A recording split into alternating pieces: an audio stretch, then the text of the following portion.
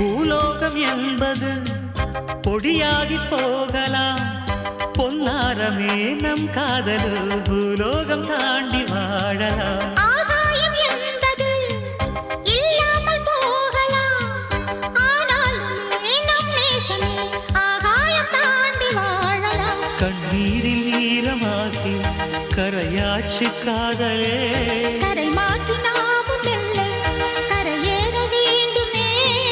நாளை வரும் காலம் நம்